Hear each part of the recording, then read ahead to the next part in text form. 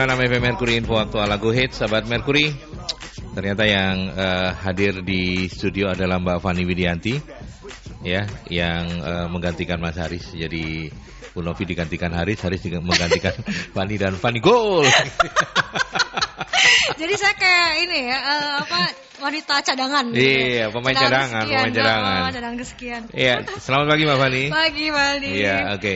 Hari ini kita akan membahas tentang bagaimana cara membangun engagement antara karyawan dan perusahaan. Mungkin di bagian awal kita perlu jelaskan lagi juga, barangkali beberapa sahabat juga belum tahu engagement sendiri itu pemahamannya dalam konteks ini apa gitu loh Mbak. Monggo. Oke, jadi mungkin sebenarnya ini bukan istilah yang baru ya, saya rasa di dunia SDM gitu ya, engage. Berarti kalau kita bicara engage, orang ini terikat gitu ya. Nah, jadi engagement karyawan ini makin lama menjadi hal yang penting. Kenapa? Karena kalau orang itu nggak merasa terikat dengan perusahaan, otomatis dia nggak mungkin memberikan performa terbaiknya.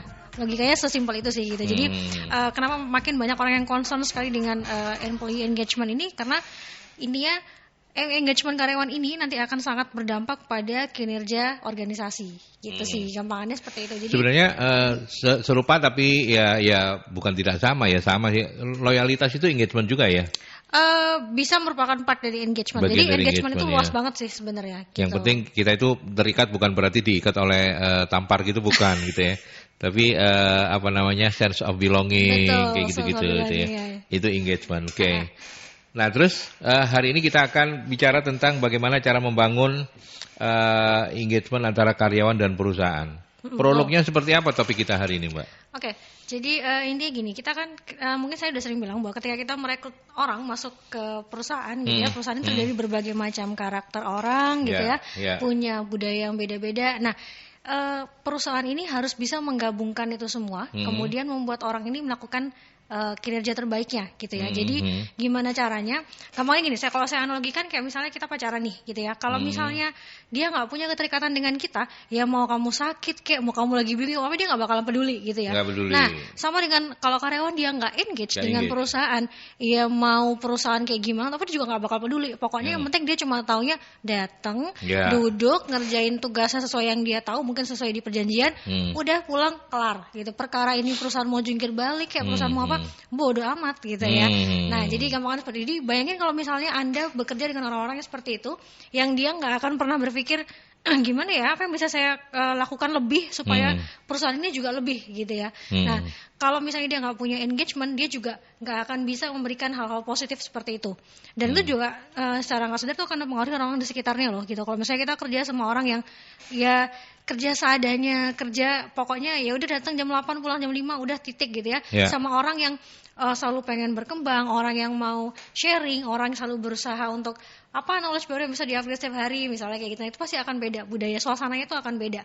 Gitu. Itu sih. Jadi itulah kenapa engagement ini penting banget gitu ya. Mungkin kalau tadi dibilang loyalitas, iya loyalitas, tapi loyalitas itu kan lebih ke faktornya bisa jadi misalnya gini, contoh nih, karena bosnya sering ngasih makanan misalnya, ngasih jajan atau apa, dia jadi loyal gitu ya, jadi dia jadi nurut. Nah, kalau engagement lebih luas lagi. Lebih dari itu gitu lebih ya. Lebih dari itu. Jadi kalau kita bicara engagement, itu kita akan bicara bahwa gimana sih orang ini benar-benar mau terikat dengan perusahaan, terikat secara psikologisnya gitu ya, secara psikologisnya, sehingga artinya gini, kalau orang udah terikat, orang udah nyaman ibaratnya, kita nggak mungkin nyari yang lain. Ya, gitu. Analoginya pas ketika bicara soal engagement ini ya kayak orang baru pacaran, baru-baru pacaran lah ya. Kalau udah agak lama ya kayak keterikatannya ya rada ndak gitu lah ya. Pas nggak sekalian curhat kan Pak ya.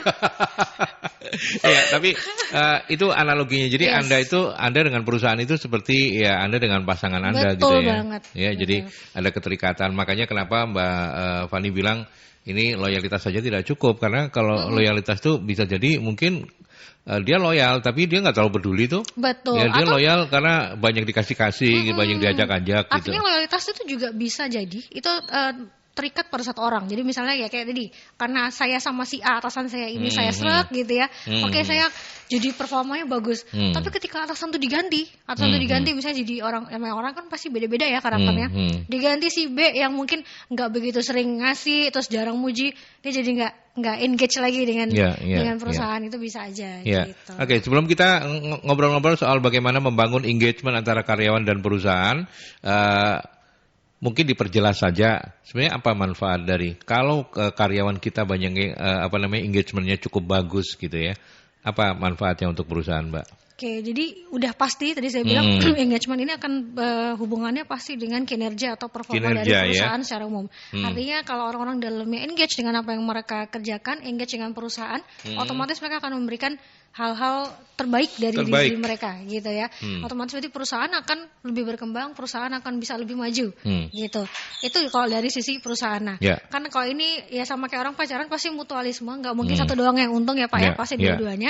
Artinya karyawan ini juga akan untung. Kenapa? Karena ketika dia engage dengan apa yang dia lakukan, dia engage dengan perusahaan, dia akan punya kesempatan dan punya keinginan lebih besar untuk eksplor dirinya. Gitu. Karena kan ya aktualisasi diri itu nggak semua orang loh mau gitu ya. Nggak semua orang mau berpikir gimana cara supaya saya bisa, kemarin saya bisanya A, sekarang gimana cara supaya saya bisa B, C, D gitu kan. Nggak semua orang bisa seperti itu. Dan itu nggak akan mungkin terjadi kalau dia nggak engage dengan apa yang dia lakukan. Gitu. Oke, baik. Setelah ini kita nanti akan membahas bagaimana membangunnya gitu ya. Ini yang barangkali pintu masuk yang sangat-sangat penting. Jangan kemana-mana, saya masih punya beberapa pesan. Kita break dulu ya Mbak Fani. Setelah pesan-pesan ini nanti kita akan lanjutkan kembali. Sekaligus juga silahkan Anda yang ingin bergabung di 0315620096 atau melalui WhatsApp-nya Mercury 081 73000096.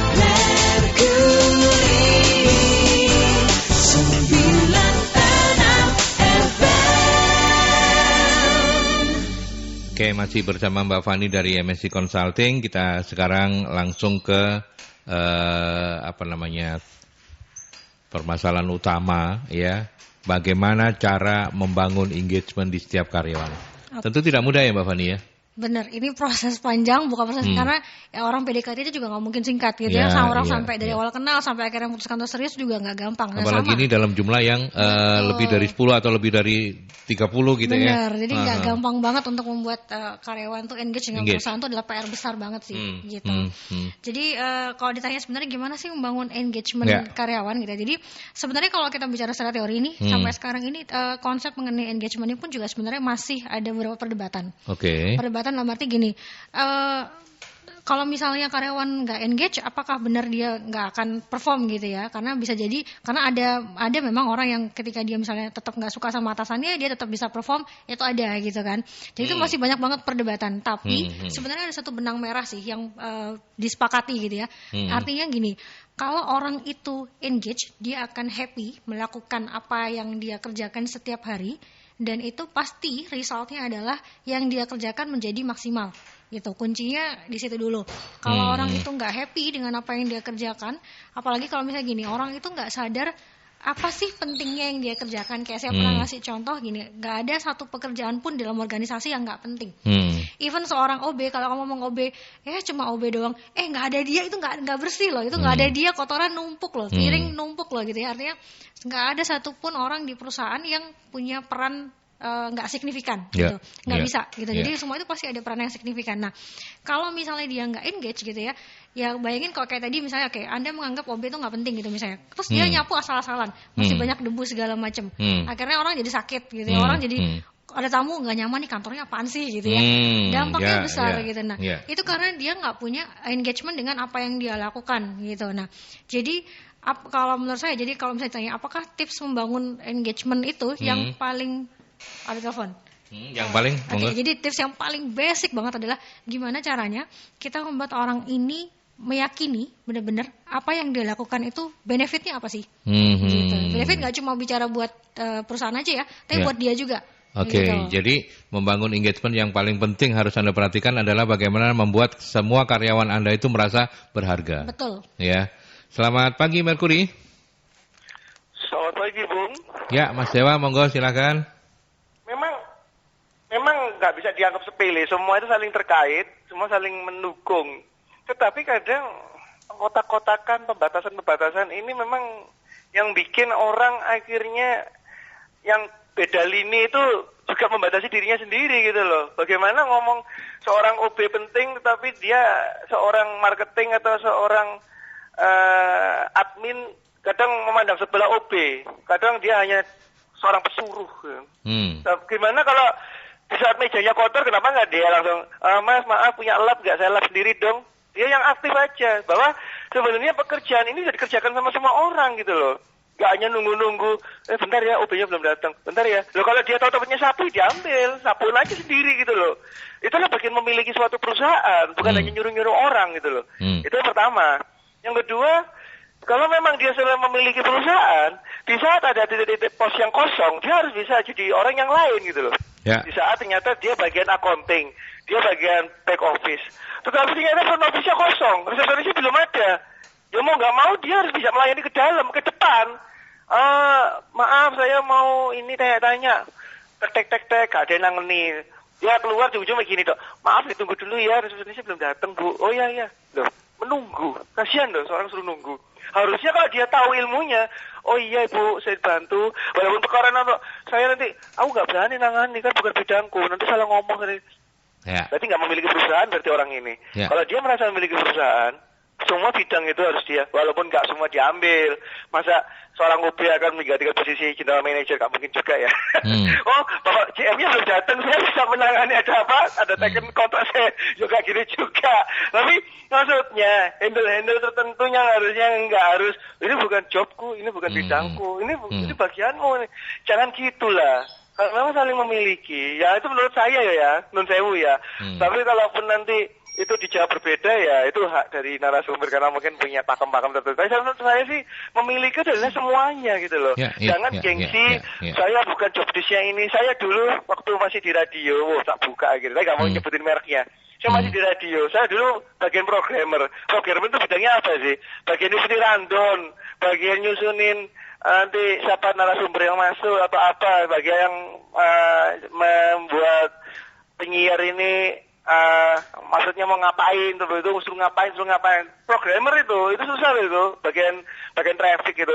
Tapi di saat bagian promosi kekurangan orang, di saat off air ternyata butuh kru, saya selama saya kosong programmer saya sudah kamu udah nggak ada kerjaan nggak, boleh nggak minta tolong bantuin ini nanti soal fee-nya nanti ada tak anggapnya lembur. Nah, saya bukan terpanggil untuk lemburnya, tapi saya juga ingin tahu ilmu itu. Saya dapat itu masukan dari temen yang di front office ngomong gini, kamu harusnya sebagai anak baru harus semua kamu jabani. Loh kan bukan job deskku. Iya bukan job desk kamu, tapi kalau kamu sudah nggak ada kerjaan, sekiranya kamu nggak bisa ngerjain apa-apa, lakukan aja. Kamu mau di bagian promosi, mau belajar mas, ada bisa saya bantu. Bagian musik director nanya-nanya, mas ini kalau maunya bagian nyusun traffic musik itu yang mana yang bagian ininya, kru-krunya. Jadi kalau kamu keluar dari perusahaan ini, orang nggak anggap kamu hebat gitu ya. Tapi orang akan anggap kamu orang serba bisa dan tahu semua. Dari itu langsung terbuka mata saya dan dia sekarang sudah menikah dan saya jadi putus sama dia. Terima kasih. Selamat pagi. Selamat pagi. Terima kasih Mas Dewa sudah membumikan apa yang kemudian dibutuhkan dari seorang karyawan yang engage gitu ya.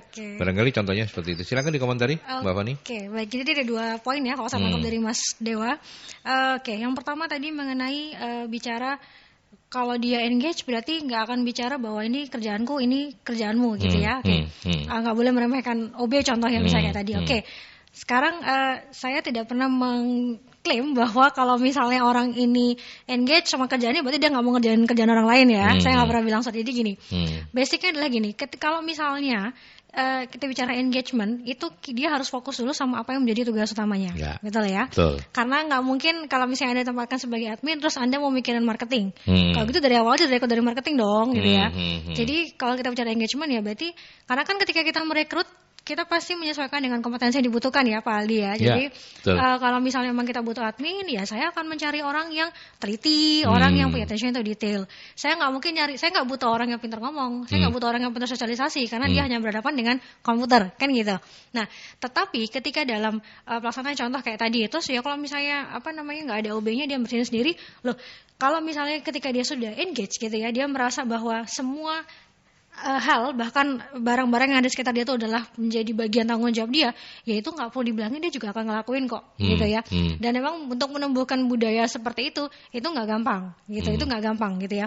Dan sekali lagi ingat bahwa budaya seperti itu tuh juga pasti akan sangat dipengaruhi oleh besar kecilnya organisasi. Karena kalau kayak misalnya ini contoh gini, dulu ketika saya jadi perusahaan kalau di cabang cuma ada sekitar 3-4 orang. Mereka cuma 3-4, artinya mereka benar-benar punya rasa keterikatan. Kita bareng-bareng yuk ngejaga kantor ini gitu ya. Jadi nggak ada ceritanya cuma OB yang bersihin. Jadi pasti kalau misalnya mereka datang udah langsung ngelap mejanya misalnya kayak gitu. Karena kondisi memang mereka hanya berempat dan mereka sudah ada kesepakatan seperti itu. Lain dengan saya yang di kantor pusat, yang satu kantor kita ada sekitar 60 orang gitu ya, yang dan OB-nya juga sudah OB-nya ada 3 dan kita juga datang pagi udah langsung dengan dibutuhkan kerjaan segala macam, nggak mungkin sempat kayak begitu. Kalaupun sempat ya di sela-sela waktu misalnya kayak gitu ya. Jadi besarnya organisasi, terus kemudian lo kerjanya semua juga akan ngefek. Jadi nggak cuma jangan bicara bahwa saya setuju bahwa artinya ketika kita engage kita juga akan mikirkan kerjaan lain. Yes. Kita akan memikirkan pengembangan, iya. Tapi balik lagi, ini fokusnya harus ke apa yang menjadi tugas utama Anda itu dulu poinnya, gitu ya. Jadi sekali lagi bahwa nggak bisa Anda bilang bahwa kalau misalnya dia engage bahwa dia berarti harus mau ngerjain semua kerjaan, nggak bisa juga. Itu juga salah karena kita merekrut itu pasti punya spesifikasinya. Dia mau tempatkan di mana, gitu ya. Terus kalau kayak tadi, ya berarti dia harus mau belajar ini itu belajarnya segala macam. Yes. Betul, tetapi ada tapinya juga. Balik lagi Pak, kalau misalnya nih itu perusahaan yang misalnya perusahaan ada 100 karyawan gitu ya, terus Anda awalnya adalah hanya admin, tiba-tiba Anda taruh di bagian promosi yang memang Anda nggak ada basic itu dan sama sekali tidak difasilitasi dengan trainingnya, tidak difasilitasi dengan pembekalannya, tiba-tiba jadi masuk ke apa marketing, kira-kira nyaman nggak sih? Nggak mungkin nyaman. Gitu. Jadi nggak bisa, kecuali kalau misalnya kayak tadi cuma ada 2-3 orang gitu ya, paling yang satu misalnya ngurusin kas, yang satu admin, ini masih bisa tuker-tukeran. Dan saya rasa kalau perusahaan yang misalnya cuma 2-3 orang kayak gitu, berarti kan skop kerjanya sebenarnya juga nggak banyak ya. Mereka masih bisa sharing gitu. Tapi kalau udah organisasi yang besar, organisasinya gede, ya nggak mungkin dia akan bisa cross divisi seperti itu gitu ya. Kecuali orang ini memang punya ya basic sebelumnya, misalnya pernah ada pengalaman apa, itu lain lagi gitu. Jadi nggak segampang itu sih. Betul. Gitu. Ya, ini guyonannya gini nih. Kalau misalnya engagementnya bagus sekali di sebuah perusahaan, terus kemudian OB-nya jadi bingung. Semua orang mengerjakan pekerjaannya dia karena saking engage-nya gitu ya. Nah, jadi itu guyonannya kayak begitu ya. Tapi semua itu memang harus ada proporsinya. Betul. Dan saya pikir Mbak Fani udah bilang makin besar organisasi gitu ya. Perusahaannya juga makin kompleks permasalahannya, dan barangkali makin kecil juga peluang kita untuk bisa menyabet pekerjaan orang lain. Betul. Gitu, karena kita harus konsen di pekerjaan kita sendiri. Karena kerjaan kita sendiri pun kalau di perusahaan besar yang dia sudah benar-benar job desk-nya jelas gitu ya, yang skopnya juga gede, dia untuk mengeksplor di pekerjaan sendiri aja itu pasti sudah butuh effort, butuh waktu yang besar gitu loh. Kayak misalnya contoh paling gampang misalnya gini, admin di perusahaan leasing yang dia harus menghandle misalnya dalam satu hari ada 100-200 customer misalnya.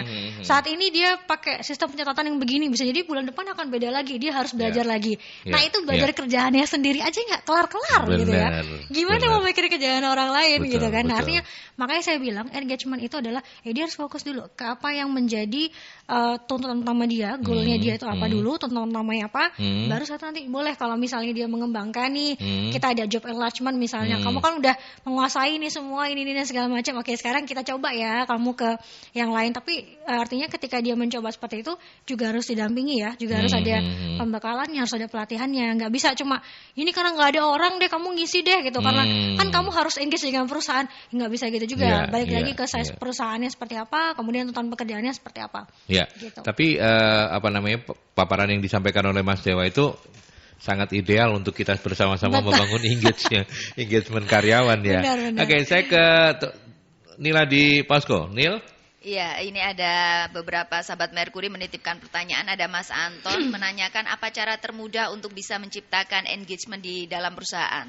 Kemudian ada Mbak Desi menanyakan apa tanda-tandanya bisa dikatakan kalau di antara karyawan kita tidak memiliki keterikatan pada pekerjaannya. Kemudian Pak Andi menitipkan pertanyaan bagaimana cara mengatasi kalau di antara pegawai kita sudah menunjukkan tidak memiliki keterikatan pada perusahaan. Terus ada Ibu Anti menanyakan apa yang biasanya menjadi kendala dalam menciptakan engagement di antara pegawai kita. Apakah bisa dari owner sendiri? Ya, oke. Terima kasih Nila, terima kasih sahabat-sahabat Merkuri. Yuk kita pelan-pelan dari Mas Anton dulu. Oke. Cara termudah untuk bisa menciptakan engagement ini. Monggo Mbak Fani. Oke, cara termudah menciptakan engagement. Jadi kalau bagi saya ketika starting point adalah ketika dia masuk nih. Gitu ya. Pak Aldi bayangin kalau misalnya nih ada anak baru nih masuk ke Merkuri gitu ya. Terus kemudian namanya Kevin misalnya. Iya, misalnya namanya Kevin. Kev, gitu, selamat bergabung di Merkuri FM gitu ya. Terus kemudian yang ngasih orientasi misalnya Pak Aldi dan Pak Aldi bilang, "Ya, ini kan radio kecil ya Kev ya. Ya kita kerjanya gini-gini doang gitu." Gimana sih perasaan dia? Kayak bakal mikir, gue salah masuk tempat kerja apa gimana nih gitu ya. Betul. Nah, jadi starting point-nya udah salah nih gitu. Jadi bagi saya starting point itu sangat penting. Jadi ketika kalau kita mau bikin orang itu engage, dari pertama kita harus membuat gimana caranya sih dia ada proud masuk ke sini gitu dulu. Ketika dia bangga menjadi bagian dari organisasi ini, otomatis dia akan punya keinginan untuk, wah gimana caranya nih ya saya bisa perform di sini, gimana caranya nih supaya saya bisa baik di sini gitu ya. Contoh paling gampang gini ya, kayak misalnya dulu pengalaman saya adalah saya tahu bahwa kerja di perusahaan yang tempat saya sebelumnya itu sangat berat. Sangat berat itu artinya tuntutan pekerjaannya banyak, usernya juga banyak karena para marketing yang kalau marketing ngomong A sekarang ya harus sekarang. Nggak mau tahu kamu lagi jam istirahat kayak mau kamu lagi, pokoknya saya minta apa harus sekarang gitu. Itu kan stresor banget gitu ya, buat bagi sebagian orang itu stresor banget. Nah, tapi nggak mungkin dong saya bilang, ya kamu kalau kerja di sini ya ntar sabar-sabar aja. Kalau saya ngomong kayak begitu orang di awal udah down ya. Udah down dan dia pasti bakal mikir, waduh kayak gue gak lama di sini. Saya bingung lagi nyari orang gitu. Jadi starting point-nya adalah ketika orang itu masuk, gimana caranya Anda menanamkan visi misi perusahaan dan juga nilai kebanggaan akan ada perusahaan. Contoh nih misalnya, ya mungkin Mercury mungkin nggak sebesar dengan radio yang lain, tapi kita ini punya komunitas atau mungkin punya pendengar-pendengar yang setia, yang benar-benar engage dengan setiap program kita loh gitu. Contohnya kayak misalnya tadi Mas Dewa gitu ya, yang nggak pernah absen telepon gitu. Terus juga misalnya, dan di sini itu kamu akan belajar banyak karena di sini nggak ada satupun orang yang sok senior misalnya. Jadi kalau kamu masuk di sini, saya jamin kamu nanti ketika keluar kamu akan menjadi orang yang benar-benar serba bisa. Misalnya nih gitu ya. Jadi orang kan akan, oh berarti di sini saya bakalan belajar banyak nih. Dia udah ada, oke, saya kayaknya oke nih gitu ya. Nah, betul. Jadi kalau dari awal satu poinnya udah kita, ya kerjaan kamu ya udah gitu doang, ya udah nih kamu selesaiin ini gitu doang, orang juga bakal, jadi dia nggak menemukan makna gitu ya dari apa sih yang dia kerjakan, kenapa saya ada di sini, kenapa saya dibutuhkan sama perusahaan ini, dia nggak menemukan itu. Gitu. Jadi cara paling gampang adalah ketika ada karyawan baru masuk, jangan pernah meremehkan yang namanya onboarding atau orientasi ya, mungkin lebih istilahnya ya, orientasi gitu, karena itu menjadi gerbang awal Anda membuat karyawan ini engage dengan perusahaan. Kalau dari situ starting point udah salah, ya udah ke belakangnya pasti akan lebih berat lagi untuk membuat dia engage dengan perusahaan. Gitu. Ya, itu yang harus diperhatikan terutama Anda para business owner atau Anda menjadi pemimpin sebuah divisi begitu. Betul, ya. Karena kata kunci atau pintu awal masuknya itu adalah onboarding atau orientasi tadi. Nah, itu dia. Oke, itu Mas Anton, mudah-mudahan sudah bisa memuaskan Anda. Kalau belum puas ya yuk nanya lagi ya. Kemudian Mbak Desi, apa tanda-tandanya bisa dikatakan kalau di antara karyawan kita tidak memiliki keterikatan atau engagement pada karyawan? Tanda-tanda kalau karyawan di sebuah perusahaan itu nggak engage semua gitu. Ya amburadul perusahaannya. Benar. Kalau gampang kayak tadi kan saya udah bilang, kalau engagement ini artinya gini, jangan pernah bilang karyawan Anda engaged. Kan biasanya tuh perusahaan lagi tren banget tuh Pak bikin survei engagement karyawan gitu ya. Jadi keluarnya Employee Engagement Index, ya, EI istilahnya gitu kalau dalam dunia SDM. Nah, jangan pernah bilang bahwa karyawan Anda engaged kalau performa organisasi menurun. Karena kalau kita bicara engage itu pasti nggak mungkin enggak, itu pasti akan sejalan dengan performa perusahaan, gitu. Jadi yang pertama, jadi gimana caranya indikator kalau karyawan nggak engage? Ya udah paling gampang, balikan lagi ke performa perusahaan. Anda achieve target nggak? Kan kita pasti akan review biasanya ada perusahaan yang mungkin triwulanan, ada yang mungkin bahkan bulanan, bahkan ada juga yang harian dan mingguan gitu ya. Review dari situ, itu pasti udah kelihatan. Karena ketika dia nggak achieve, itu berarti there must be something wrong gitu ya. Apalagi kalau mungkin yang nggak achieve satu orang, ya mungkin bisa jadi ada salah dengan dia. Tapi kalau organisasi secara keseluruhan, secara semuanya ini nggak achieve, berarti ada yang salah dengan budaya Anda. Berarti pasti karyawan-karyawan di sini dia pasti nggak engage. Gitu. Nah nanti kita akan coba mendalami lagi Apa kendalanya? Kenapa kemudian orang merasa tidak engage gitu ya? Satu mungkin sudah disampaikan tadi, hati-hati dengan orientasi onboardingnya. Kalau itu salah, membuat karyawan juga menjadi tidak engage gitu ya. Oke, nanti kita lanjutkan Mbak Fani, kita break dulu ya. Oke. Saya ke pesan-pesan dulu, dan sahabat Merkuri kalau Anda masih ingin sharing-sharing melalui line telepon juga boleh di 0315620096 atau juga melalui nomor WhatsApp-nya Merkuri di 0817300096. Nama FM Merkuri, info aktual lagu hits, sahabat Merkuri. Kita lanjutkan kembali, dan terakhir sebelum break tadi kita sudah menjawab pertanyaan Mbak Desi dan tanda-tanda dari kalau di sebuah perusahaan itu karyawannya pada nggak engage ke perusahaan begitu ya. Betul. Dan kondisinya ya seperti itu. Dan biasanya yang menjadi kendala itu apa? Oke, jadi yang menjadi kendala tadi sebenarnya saya nyambung sedikit. Tadi saya baru menjawab satu sebenarnya poin jawaban itu. Gitu. Tadi kan ya, bahwa dia kalau untuk nggak engage ya lihat aja dari performa organisasi karena itu adalah indikator. Nah, kemudian yang kedua, salah satu indikator yang paling gampang banget Anda lihat itu adalah gimana sih pola komunikasi antara sesama karyawan dan juga dengan atasannya. Kalau misalnya nih, paling gampang gini, kalau misalnya Anda menemukan nih karyawan ketika misalnya ada masalah, nggak cerita ke atasan tapi malah rasan-rasan sama teman sebelahnya, berarti ada yang salah dengan engagement di perusahaan itu. Gitu ya? Karena engagement ini pasti juga ujungnya, karena gini, kalau misalnya kita engage, itu berarti kita akan mau mengkomunikasikan semua hal, semua permasalahan dengan, jadi logika kan gini, kalau misalnya kita pacaran nih, terus saya nggak suka karena misalnya saya marah karena dia telat balas chat gitu misalnya, terus saya cuma diam aja, saya nggak ngomong, tapi dia ngajak ngobrol apa saya nggak ngerespon, kan orang juga bingung ya, ini orang kenapa gitu ya, tiba-tiba diam aja, kode-kode yang nggak jelas gitu. Sama. Artinya kalau misalnya dia ini ada masalah atau apa dan dia nggak mau men-share itu, dia nggak mau berbagi, dia nggak mau mencari solusi bersama, berarti dia udah nggak engage. Dia nggak engage. Gitu. Oke. Kita sambil nanti kita cari kaitannya ya soal kendala-kendalanya. Sekarang ke Pak Andi. Cara mengatasi. Nah, ini mungkin juga menjadi catatan apa kendalanya. Kalau di antara pegawai kita sudah menunjukkan tidak memiliki engagement pada perusahaan, bagaimana cara mengatasinya? Oke, jadi faktor yang membuat orang nggak engage itu kan banyak ya, Pak ya. Ada banyak banget gitu. Jadi yang pertama sih, kalau misalnya tadi kan karena ini pertanyaannya nggak spesifik nih, dia nggak engage ya kenapa gitu? Apakah karena ada masalah dengan rekan kerja, itu bisa, masalah dengan atasan juga bisa. Mungkin dia merasa sudah overload dengan job dan juga job desk yang di luar kapasitas dia misalnya gitu ya. Ada banyak hal yang membuat orang itu nggak engage gitu. Jadi apa yang dilakukan ketika kalian udah nggak engage, yang paling pertama menurut saya ya dia harus dipanggil dulu untuk konseling gitu ya. Dia harus konseling dulu, Anda harus cari tahu dulu ini permasalahannya sebenarnya akarnya di mana gitu. Kemudian kalau dia ketemu akar permasalahannya, oke, solusi apa yang bisa kita offer gitu ke mereka. Jadi kan engagementnya harus dua belah pihak nih. Jadi kalau misalnya dia ada masalah, dia sudah mau terbuka dengan masalahnya, ya berarti tanggung jawab atasan kemudian adalah mengarahkan atau memberikan solusi ini harus bagaimana gitu. Kalau misalnya gini, dia nggak nyaman dengan rekan kerjanya, nggak nyamannya karena apa gitu, bisa nggak nih kita selesaikan gitu ya, atau mungkin dia merasa, Pak, masa saya dikasih kerjaan yang begini padahal harusnya bukan tanggung jawab saya gini misalnya.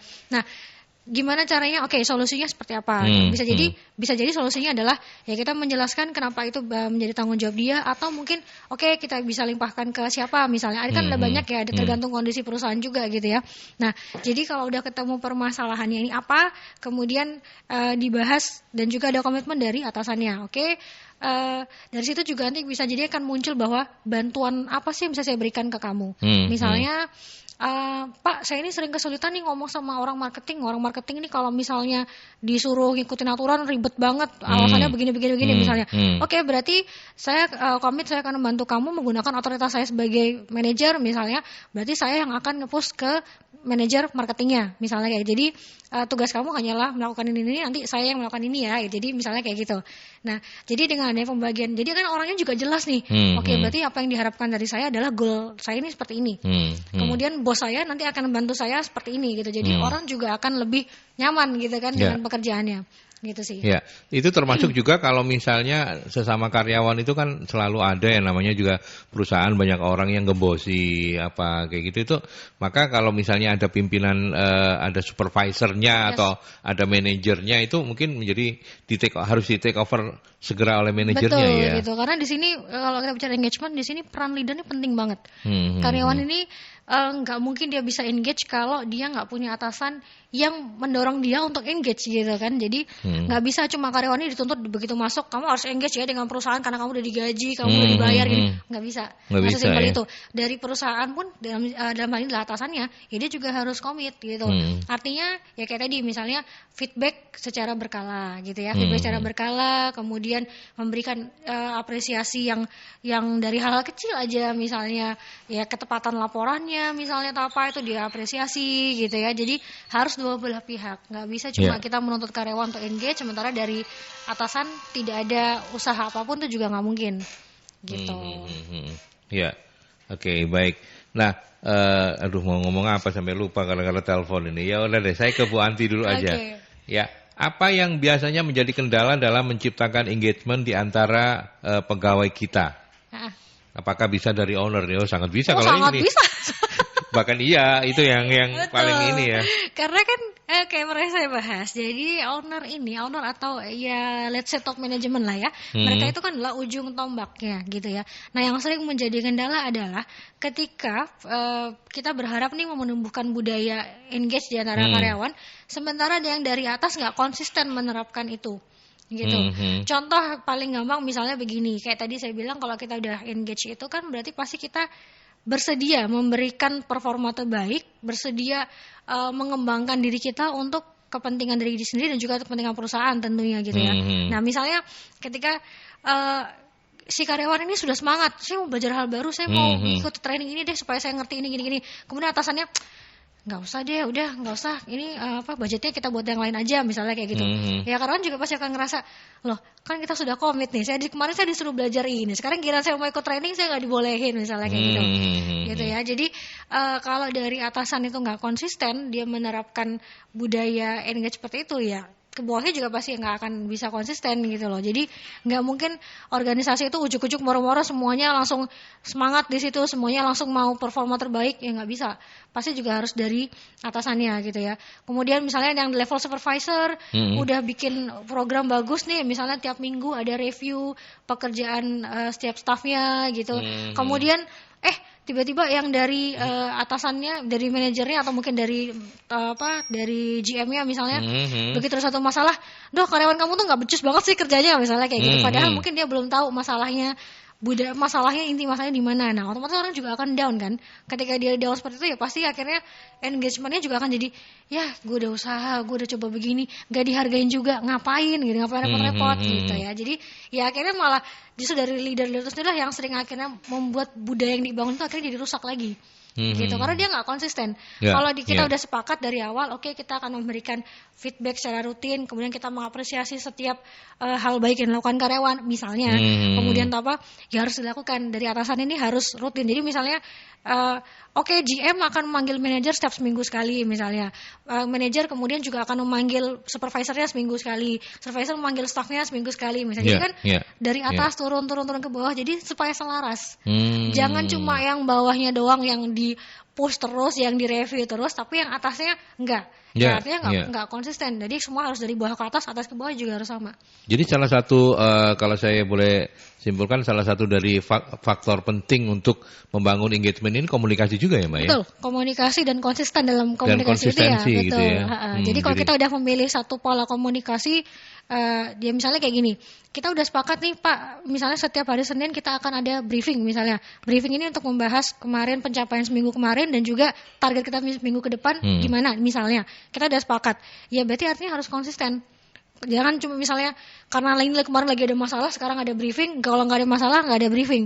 Ya akhirnya orang kan jadi, ya elah ngapain juga kerja maksimal yang banget, mending sesuai standar aja, orang juga nggak ada apresiasi, nggak ada apa gitu kan, kayak gitu. Ya, Mbak Fani, apakah kan kebetulan basicnya psikologi ya, apakah memang ada orang yang dari sananya itu, dari sononya itu bakatnya itu ya sudah bakat yang jadi istilahnya troublemaker gitu ya? Atau semua orang terlahir suci ini? Atau semua orang ketika masuk di sebuah perusahaan pasti punya bawaan engagement yang bagus, tinggal ini diarahkan? Seperti apa Mbak? Pengalaman dari selama ini, kan Mbak Fani udah banyak nih pengalamannya, gimana nih? Jadi kalau dibilang orangnya bukannya troublemaker, saya rasa enggak sih ya. Gitu. Enggak jadi, ya? Karena gini, kita ini kan adalah bentukan dari semua kejadian-kejadian juga pilihan kita di masa lalu gitu ya. Nah, ketika dia menjadi troublemaker, ini kan juga harus kita lihat dari, kalau saya sih selalu berpikir bahwa setiap masalah itu bisa kita lihat dari berbagai sisi, jangan cuma satu sisi doang. Misalnya nih, saya pernah ketemu sama karyawan yang orang ngomong apapun di meeting disela aja gitu sama dia. Jadi orang kan kesel ya. Ini apa sih orang kita ngasih pendapat apa disela gitu sama dia. Jadi kayak semua orang di mata dia salah gitu ya. Nah, ternyata setelah kita gali, oh ternyata kenapa sih dia seperti itu? Karena ternyata dia ini selama ini merasa saya kalau ngomong, saya kalau ngasih saran baik-baik, saya tuh nggak pernah didengar. Nah, kalau saya ngomongnya nyolot begini, baru kalian itu ngelihat ke saya. Dia merasa seperti itu. Nah, berarti kan, oh ya berarti kita harus meluruskan nih. Kenapa sih kamu kok ngerasa nggak didengar? Apa contoh yang membuat kamu misalnya berpikir bahwa kamu tuh kok nggak didengar sama teman, sama atasan tuh kayak gimana gitu ya? Dan itu kita konfirmasi dengan teman-teman dan juga rekannya yang lain, misalnya kayak gitu. Jadi saya sih nggak percaya bahwa ada orang yang punya bakat troublemaker, enggak gitu. Jadi pasti ada suatu hal di situ yang mungkin tidak sesuai dengan ekspektasi dia gitu ya. Atau bisa juga ketika di awal misalnya perusahaan menjanjikan A gitu. Di awal masuk kamu nanti akan begini. Kemudian ternyata setelah berjalan dia join, ternyata nggak sesuai gitu. Ya akhirnya kalau orang juga dia udah kecewa, orang kan gampangannya gini, kalau orang udah kesel gitu, kalau saya pernah bilang kalau orang udah kesel itu hal-hal masalah sekecil apapun tuh bakalan jadi gede gitu ya. Ibaratnya apalagi kalau misalnya kita udah kesel sama satu orang, orangnya nafasnya juga udah salah gitu ya. Iya, jadi betul. Itu harus ada banyak faktor yang menyebabkan itu gitu. Nah kemudian gimana cara? Ya pasti karena perusahaan itu ada banyak orang, ada banyak karakter, ya memang nggak gampang untuk membuat mereka engage gitu ya. Tapi saya percaya bahwa ini butuh komitmen dari dua belah pihak, dan saringan kita di awal juga harus tepat gitu. Makanya saya bilang kalau kayak dulu kita pernah bahas masalah rekrutmen untuk Pak Aldi ya, itu kan saringan di awal. Kalau misalnya gini, kita tahu nih bahwa perusahaan kita ini budayanya adalah terbiasa memberikan komentar atau feedback dengan frontal nih misalnya gitu ya.